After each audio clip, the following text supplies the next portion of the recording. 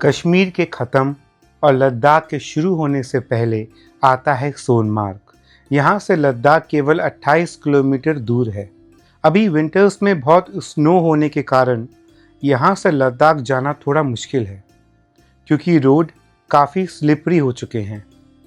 श्रीनगर से आप जिस टैक्सी में बैठकर सोनमर्ग आते हैं वो आपको इस पॉइंट पर चेंज करनी पड़ती है और यूनियन की टैक्सी पकड़ के आप आगे का सफ़र तय करते हैं। इस पॉइंट को गगनगिर कहते हैं। Because of new year heavy traffic है, तो मैं अपनी टैक्सी का वेट कर रहा हूँ।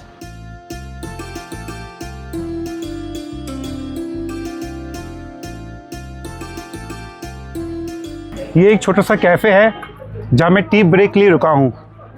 बहुत शोर है यहाँ पे, लगता है गांव से बहुत पब्लिक आई है। बहुत ट्रैफिक है, मुझे लगता है आधे घंटे में टैक्सी आ जानी चाहिए। अभी हाल ही में काफ़ी टूरिस्ट सोनमर्ग में फंस गए थे, क्योंकि रास्ते में बहुत बर्फ़ जम गई थी और उसे साफ़ करने में बहुत वक्त लगा। तो यहाँ सोनमार्ग के आसपास के गांव वालों ने फंसे हुए लोगों को अपने घर में पनाह दी। तो जब आप कश्मीर आएँ तो बेफिक्र होकर आएँ, क्योंकि जम्मू एंड कश्मीर गवर्नमेंट और कश्मीर के लोगों को आप हमेशा अपने बगल में खड़ा ही पाएंगे, हमेशा आपकी मदद करने के लिए तैयार।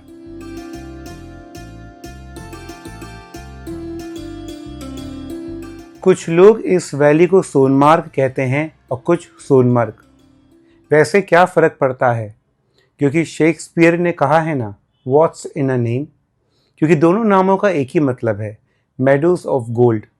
मैं इस वैली को कई दफ़ा सोनमार्ग कहता हूँ और कई दफ़ा सोनमर्ग, क्योंकि दोनों ही नामों में मुझे अपनापन लगता है।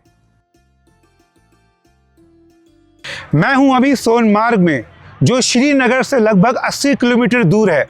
सोनमार्ग का मतलब है सोने के मैदान, क्योंकि अगर आप समर में आएंगे तो आपको यहाँ पे हरे भरे मैदान मिलेंगे और विंटर में ये बर्फ से ढके हुए पहाड़।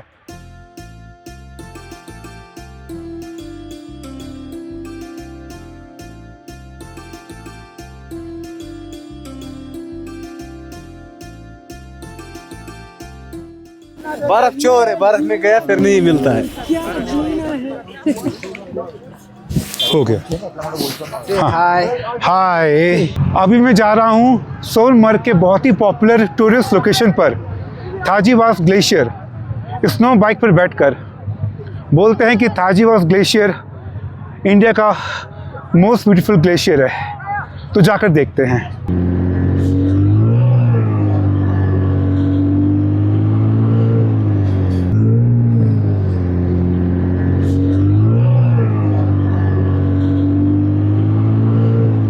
तो ये है थाजीवास ग्लेशियर।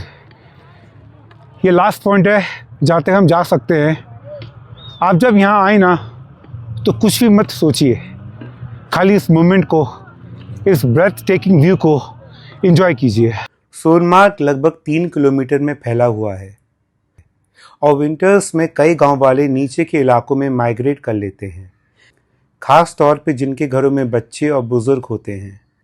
इतने हार्श वेदर होने के बावजूद भी ये नज़ारे आपको यहाँ आने से रोक नहीं पाएंगे।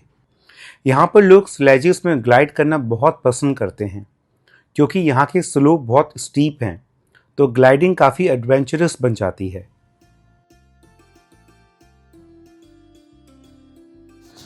तो आपको दिखा रहा हूँ थाजीवास ग्लेशियर के पास का जो इलाका है।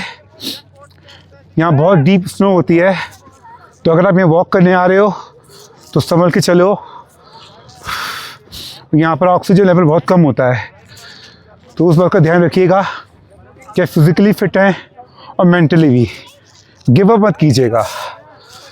अभी आपको मैं दिखाता हूँ कि कितनी डीप ये बर्फ़ जमी हुई है।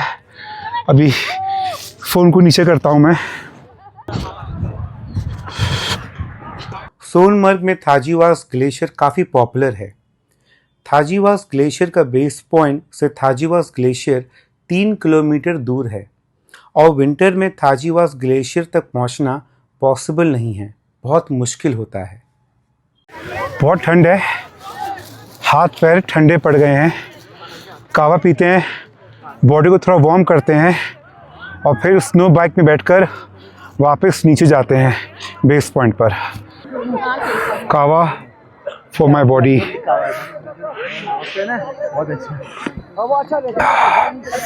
Very good. Better than coffee. भैया फिर कॉफी मत करो, कावा एक्चुअली अच्छा है। कावा ही कर दो। Very good.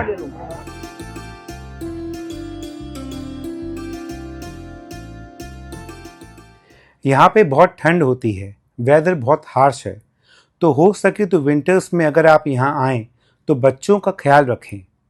हो सके तो विंटर्स में उन्हें यहाँ लेकर ना आएँ, और अगर लाएं तो मेक श्योर कि उनके कपड़े शूज सब प्रॉपर हो, और थोड़ा एंजॉय करने के बाद जल्दी वापस चले जाएं, क्योंकि यहाँ की वेदर कंडीशन बच्चों के लिए बहुत डिफ़िकल्ट होती है और हमारे बच्चे इस वेदर के लिए तैयार नहीं होते।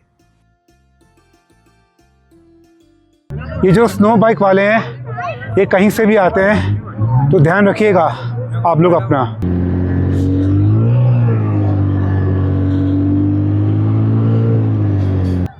अब जब भी यहाँ पर आएँ इस बात का ध्यान रखें कि एक्टिविटी करते वक्त आपको चोट ना लगे। अपना ख्याल रखिएगा, अदरवाइज़ ये व्यू, ये जगह ब्रेथ टेकिंग है, वन ऑफ इस काइंड है, once in a lifetime है। शाम हो चुकी है और वक्त है मेरे जाने का। कुछ ही देर में ये जगह बिल्कुल शांत हो जाएगी, यहाँ पर कोई भी नहीं होगा, और ये वादियाँ, ये पहाड़ कल का इंतज़ार करेंगी जब दोबारा लोगों की शोर से ये वादियाँ झूम उठेंगी।